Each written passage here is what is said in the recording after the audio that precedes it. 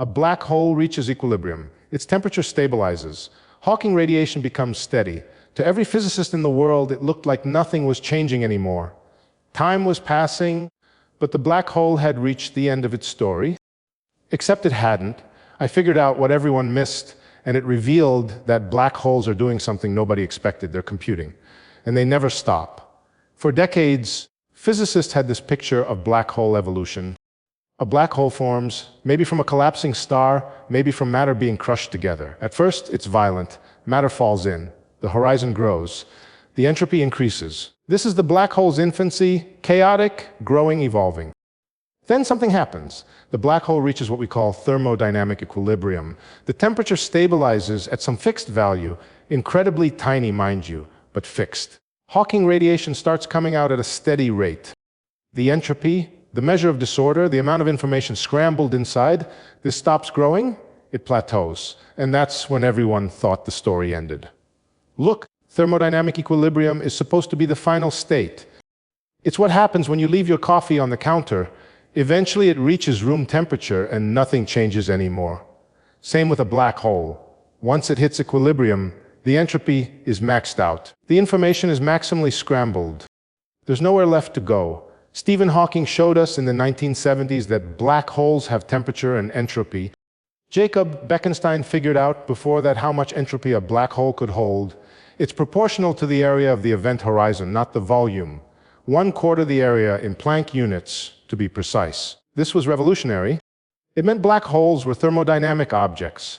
But here's what we all believed: once a black hole reaches that maximum entropy, once it's in equilibrium, the physics story is over.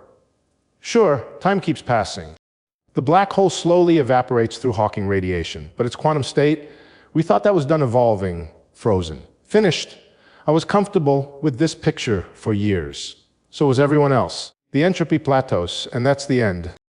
The black hole becomes a static object in a thermodynamic sense. Nothing interesting left to study about its interior evolution. But there was a problem hiding in plain sight. And it took a completely different way of thinking about quantum systems to see it. Around 2014, something was bothering me. The firewall debate was raging. This was the AMPS paradox, where Almary, Marolf, Polchinski, and Sully had argued that old black holes might have this violent barrier at the horizon. I'd responded with EPR, the idea that entanglement creates wormhole geometry. But even with that resolved, there was this nagging question. What's actually happening in an old black hole? Here's the thing. Time doesn't stop inside a black hole. If you're an observer who falls through the horizon, assuming there's no firewall to incinerate you, you experience time normally. You keep falling. The geometry keeps evolving around you. Things keep happening. But if the entropy has plateaued, if the black hole is in thermodynamic equilibrium, what's changing? Entropy is supposed to be the measure of how much information is scrambled. If it's maxed out, what's left to evolve? I was working with Adam Brown at the time, brilliant postdoc, incredibly sharp mind. We were sitting in my Stanford office one afternoon, and Adam said something that stuck with me. He said, "Lenny, what if entropy isn't the whole story? What if there's another measure that keeps growing?" That got me thinking.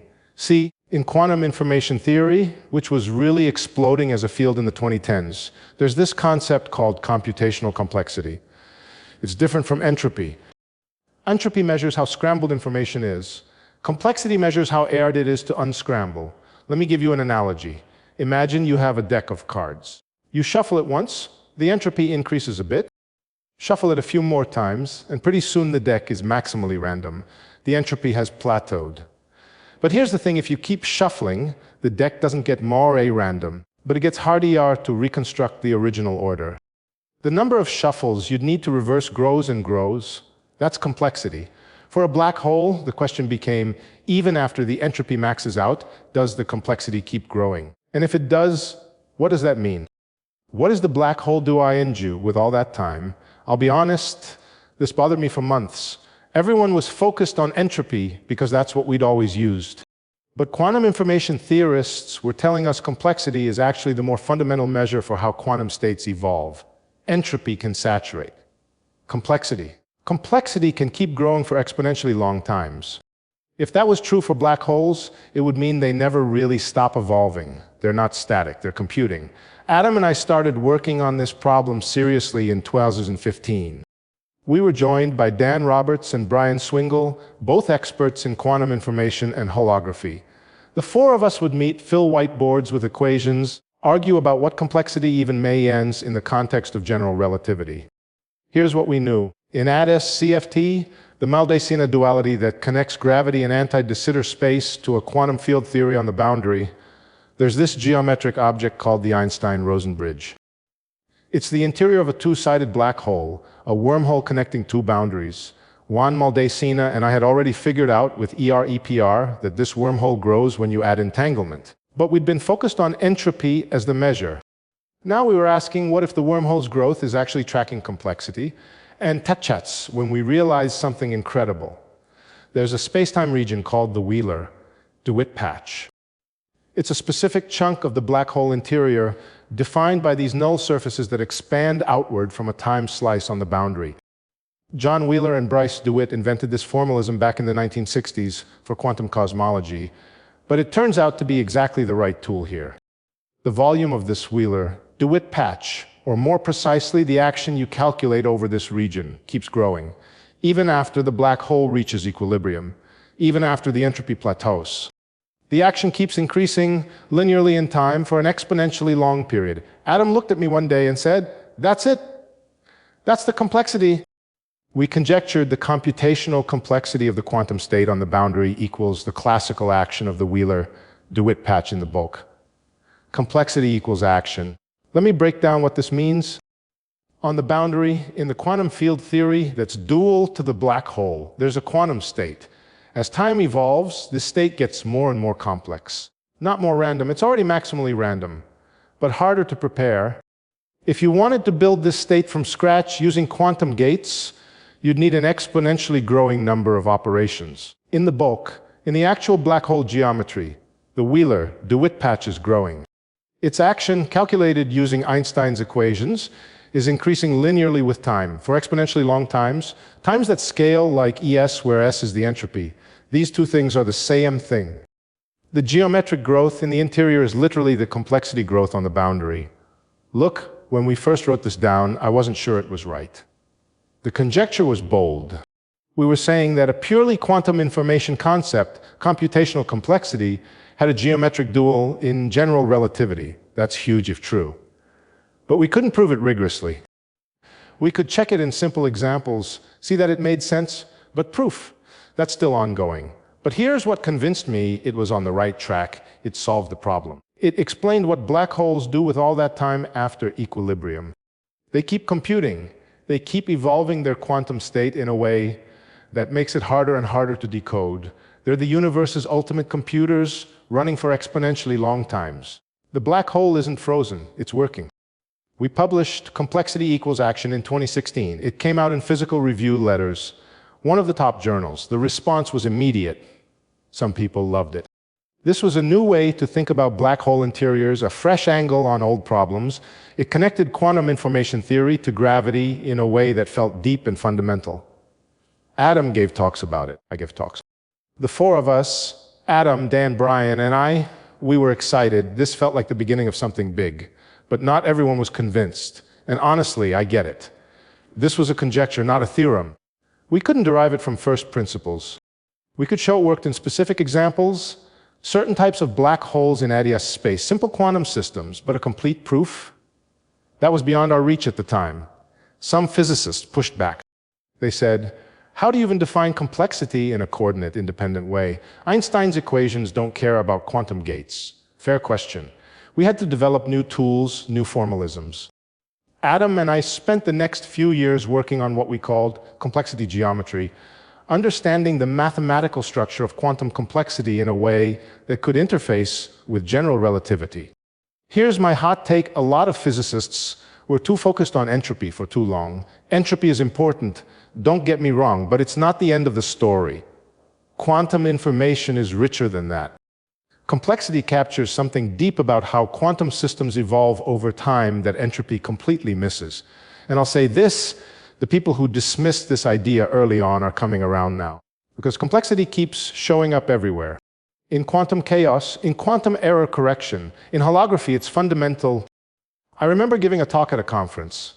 I won't say where, and someone in the audience raised their hand and said, "But Lenny, how do we measure complexity experimentally?" And I said, "We don't. Not yet." But we couldn't measure the Higgs boson in 1964 either, and that didn't make it less real. After that paper, the floodgates opened. My group at Stanford dove deep into this. We published follow-ups. The second law of quantum complexity, with Adam in 2018, showing that complexity, like entropy, has its own kind of second law. It always increases until it saturates at some exponentially large value. We studied complexity geometry of a single qubit with Adam in 2019. The simplest possible example to really understand the mathematical structure. We connected complexity to Schwarzian dynamics, to JT gravity, to all these different corners of theoretical physics. And then in 2020, we published The Python's Lunch, Adam Jabor-Sarosi, Geoff Pennington, and me. This paper showed that there are geometric obstructions in space-time that make it impossible to decode Hawking radiation until very late times.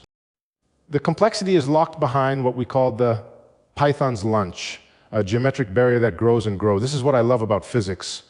One idea leads to another. Complexity equals action opened up an entire research program. So what does this all mean? Why does it matter that black holes keep computing after they reach equilibrium? First, it changes how we think about the information paradox. Remember, the whole question was, does information escape from black holes, or is it destroyed? Hawking said destroyed. I said it escapes, encoded in the Hawking radiation. But here's the thing, even if information technically escapes, it's encoded in such a complicated way that you'd need to perform an exponentially complex quantum computation to decode it. Patrick Hayden and John Preskill proved this back in 2007. You have to wait until half the black hole has evaporated, collect all that radiation, and then do this insanely hard calculation. Complexity equals action explains why it's so hard. The black hole is actively computing, actively scrambling the information, making it harder and harder to decode with every passing moment. The complexity is growing, the information is preserved, but it's locked behind an exponentially high computational barrier. Second, this connects to the firewall debate. The AMPS argument was that old black holes should have firewalls, violent barriers at the horizon. I argued they don't, using ER, EPR, and complementarity. But there was always this question, could you build a firewall if you tried hard enough? The answer, from complexity, is yes, but it's ARD, exponentially hard. You'd have to perform operations on the Hawking radiation with exponential complexity for a black hole that formed from normal collapse. A star-going supernova, that's basically impossible. The complexity barrier is too high, no firewall. But if you had a black hole where the radiation was somehow bottled up, confined, kept from escaping naturally, then maybe after exponentially long times, you could build up enough complexity to create a firewall. It's possible in principle, but wildly impractical. Third, and this is where it connects to other parts of my work, complexity is showing up everywhere in quantum gravity. It's in de Sitter holography, which I've been obsessing over for the past 5 years. It's in the SYK model, which Henry Lin and I have been studying. It's in proposals to simulate quantum gravity on quantum computers, which Adam and I worked on with the Google team. If I had to bet my house on it, and I'm not a betting man, but if I were, I'd say that complexity is going to be just as fundamental to quantum gravity as entropy was to thermodynamics in the 1800s. Entropy opened up statistical mechanics. Complexity is going to open up quantum gravity. We're still in the early days. We don't have all the answers. We don't even know how to define complexity in a fully general, background-independent way. But we're getting there. And here's the beautiful part. This isn't just abstract theory. Google's quantum computer simulating wormhole dynamics in 2022. That was using ideas directly from this complexity work. The teleportation protocols we're developing, based on complexity. This is becoming testable physics. After 50 years of doing physics, I've learned to recognize when an idea has legs. Complexity equals action has legs. You know, when I started doing physics in the 1960s, we thought we had entropy figured out. Boltzmann and Gibbs had done the work a century earlier. Entropy measures disorder. It increases over time. Simple. Then black holes came along and forced us to completely rethink what entropy even means. Bekenstein and Hawking showed us that black holes have entropy proportional to their surface area, not their volume. That led Jarded Hooft and me to the holographic principle. Entropy taught us that reality might be lower dimensional than it appears. Now we're learning that entropy wasn't the whole story. Complexity is telling us something new. It's telling us that quantum systems, including the entire universe, are doing something more subtle than just maximizing disorder. They're computing.